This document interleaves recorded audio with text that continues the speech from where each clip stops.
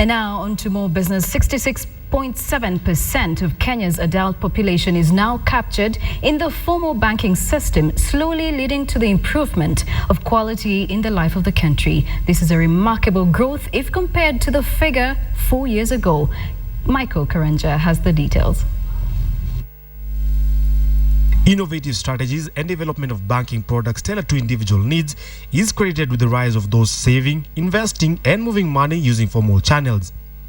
Back in 2006, only 27% of the population used formal channels, opting rather to save under the mattress as it were and move money physically. According to the FinAccess Survey 2013, this is largely down to competition in the financial services sector that has seen an explosion of products catered to everyday personal needs.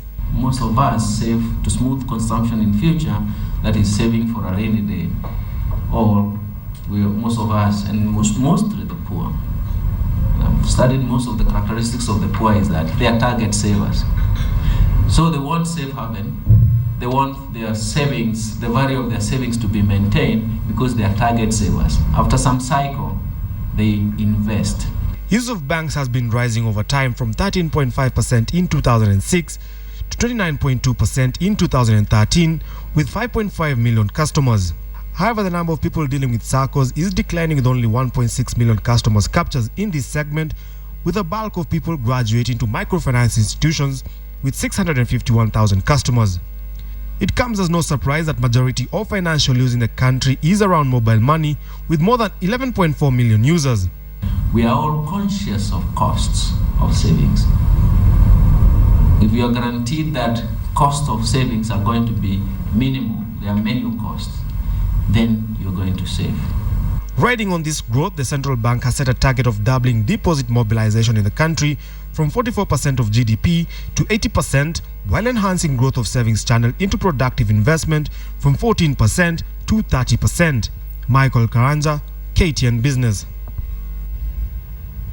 KCB Group has registered a pre-tax profit of 15.2 billion shillings in its third quarter, a 17% jump from the same period last year when it posted 13.0 billion shillings. The bank released growth in its top-line cost transformation as well as improved returns from its regional subsidiaries. Despite the growth, worth noting was the bank's total operating expenses that rose by 8% from 18.1 billion shillings to 19.5 billion shillings, a fact that many analysts have associated with inflationary pressure in the first 9 months of the year that saw the cost of doing business in the region go up. The one-off restructuring cost also continued to push the lender's expenses up, and there was an improvement in the collection of fees and commissions due to increased technology used by the bank.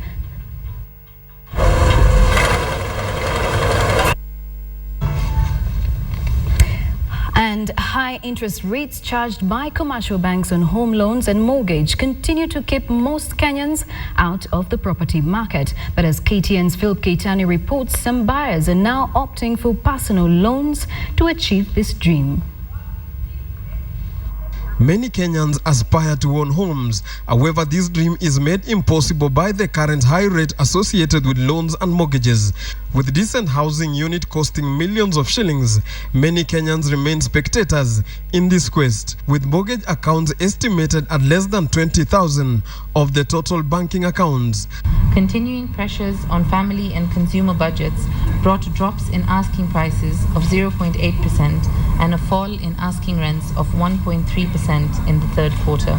If you recall 2011, when the rates really hit the roof, that affected a lot of people and gave a lot of people a lot of fear of what could happen if the rates changed radically.